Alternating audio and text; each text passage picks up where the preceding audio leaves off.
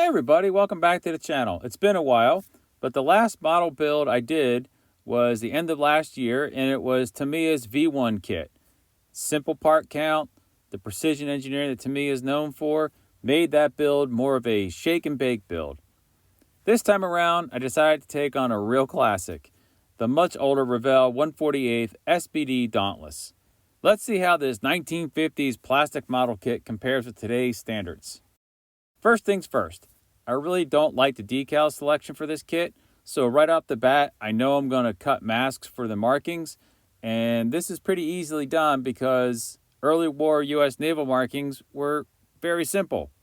Also, the color scheme is simple as well. Just a light gray on the underside and a blue on the top. We know that this is an older kit, and there are some things we have to address right up front. The cockpit details are sparse. Raised rivets and panel lines need to be addressed, as well as those iconic dive flaps. Let's start with the cockpit. It's the first bit to be built if we are following the instructions. I used various bits of styrene strip, both round and flat, to add some floor ribbing. Thin bits of wire were salvaged from a stranded wire I had in my garage bits box. Never throw out stuff from home improvement projects. You never know what you can use in your modeling. Lastly, I had some extra 3D printed parts laying about, and I thought these would look interesting on the rear gunner's deck. So everything was just super glued in place, and once it's primed, it's pretty hard to tell if they were once just odd bits of plastic, PLA, and copper wire. My top coat color of choice is a green zinc chromate, which was one of 2 U.S. anti-corrosion coatings used throughout the war. I then came back with some light dry brushing of an aluminum color to show areas where the coating would be rubbed off and to show the bare aluminum of the plane's internal structures. To add more interest, I took the time to paint the armrest black, and then using dots and lines of white and red, I picked out the lightly molded controls that Revell provided to you. While I had the colors out, I also picked out some of the molded in panels and the wires I added in various reds and gray colors. Much of this will only be visible upon super close inspection, but that's kind of what makes modeling fun for me, that I paint some details that only I kind of know they're there. They're like little Easter eggs, and it just brings the painting process and the modeling process into a better place for me. Dry fitting showed that this kit was going to need a lot of filling. I took the time to make the decision not to set the bomb rack nor the tail hook in place, as the instructions indicated at this point in the build. I wanted to have the option of 2 things. One, both are fairly thin plastic pieces that I don't need to be in the way and snap them off while I was working on the plane. And secondly, I wanted to hand paint them, especially the tail hook. You certainly can build this kit per the instructions and be fine. Remember, there is a decal step for the tail hook, and that may get in the way when you're painting it if you're using an airbrush. But if you hand paint it, you could be okay. There is also this internal part that is used to hold the bomb in place, and also you can push a button on the backside and it would release the swing arm and, I assume, throw the bomb off of the dive bomber. It's kind of a throwback to this kit being older and having some toy-like build decisions.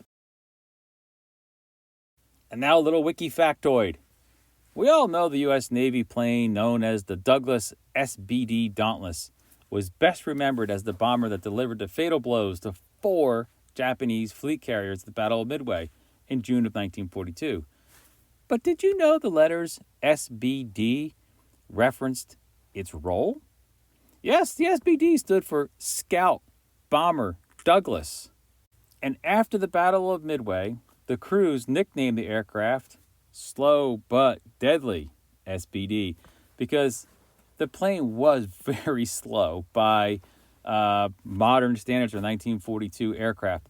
But man, it could turn, it could dive deep, and it could take a lot of damage. So slow but deadly, that works.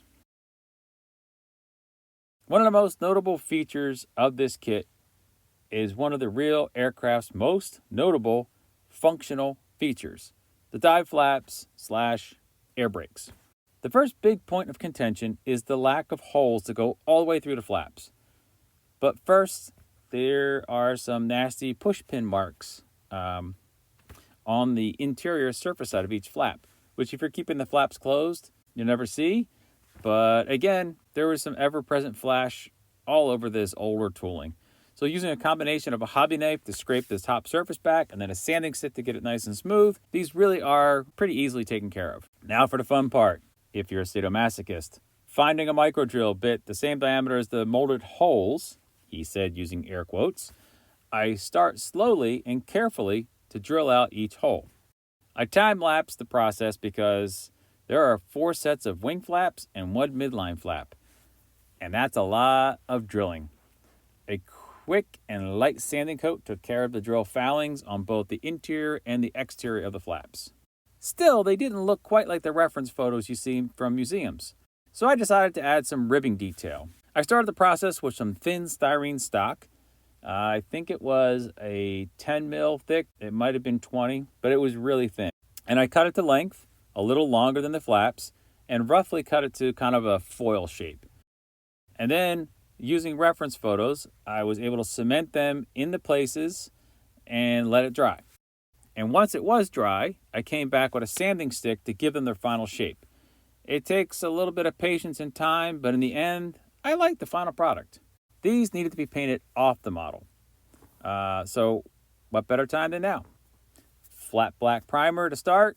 A light brown undercoat was applied using a light brown camo color. You can see from this video, the high areas are more light brown than the lower areas, which still have some of that black saturation there. This will help with the red top coat to look more natural. The last thing to address in this older kit is the raised panel rivet lines. You have 2 choices. Sand them all off and rescribe, or protect them when you have to sand near them. Since I'm not that great at rescribing, and I don't own a rivet making tool or marking tool, I chose to preserve the original look. Here you can see on the horizontal stabilizers, I had to fill pin marks. After the sprue goo dried, I used masking tape to isolate the pin marks and protect the raised panel lines. This next bit is not entirely needed for a quick build, but again, it's one of those little details that helps bring the model out of the toy look and more like a scale model. The area where the midline flap sits is really an open cavity to the frame of the aircraft in real life. So out came the Dremel to carve away the extra thick plastic. When the lower wing gets installed, it will sell the cavity depth as going into the aircraft. And we came back and added a few more styrene ribs, and we're ready to move on with the build.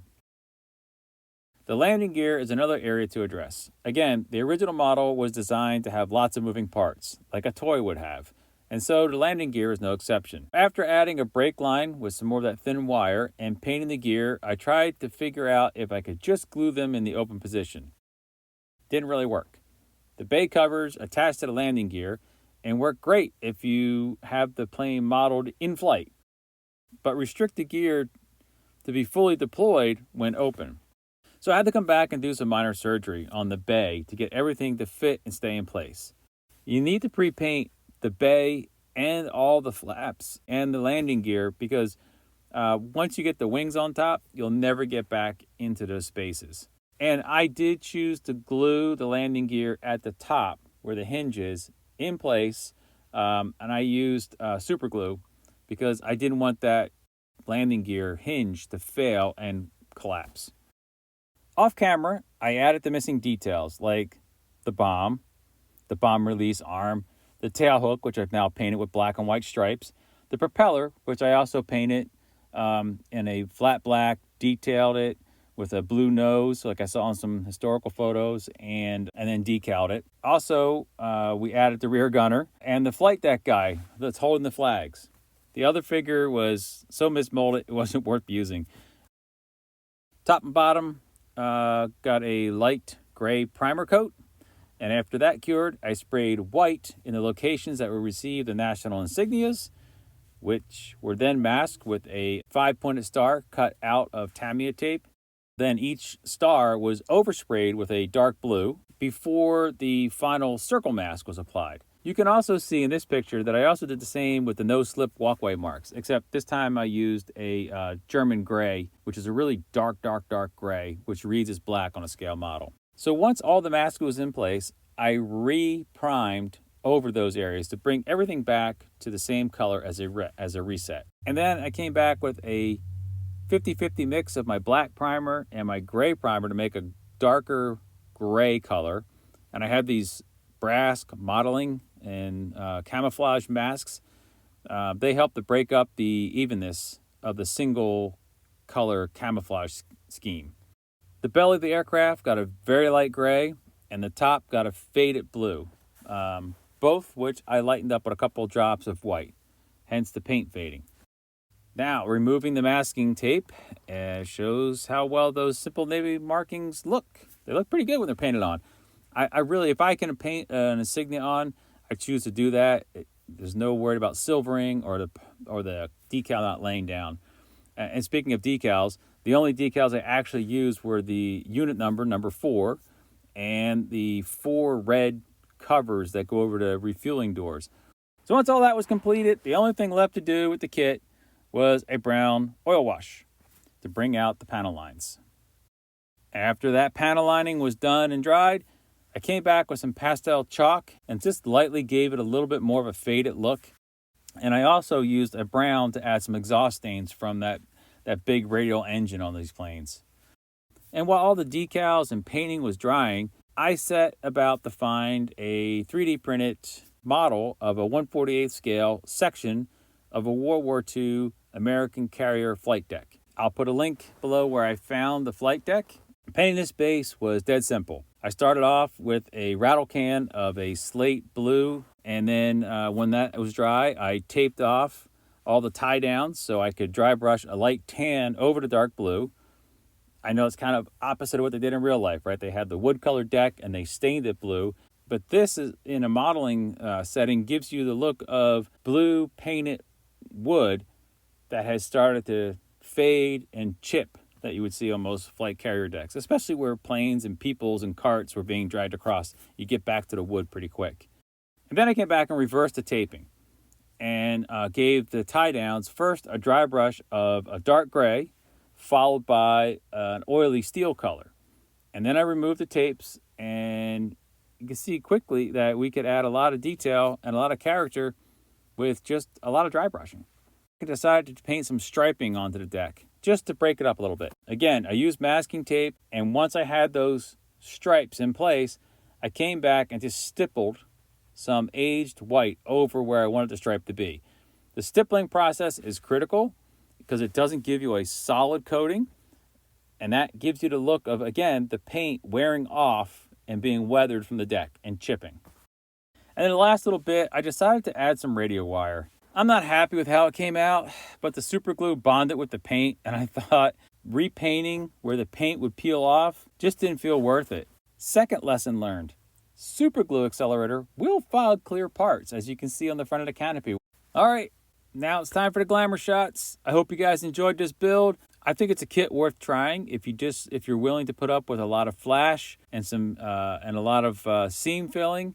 But it's a simple paint design. It's a fairly well engineered kit. I don't like some of the bits for like the toy like stuff, but you can deal with those. Drilling out the flaps is probably your number one thing. Dealing with the raised surface is pretty easily done if you got enough masking tape and patience. Like I said, just fixing things in place if you want it as a static model. I think it's worth giving it a try. Whether you're a new modeler or an experienced modeler, there's something there for everybody. I hope you guys all enjoyed this video, and if you did, give it a like and a thumbs up, and we will just say happy modeling until next time.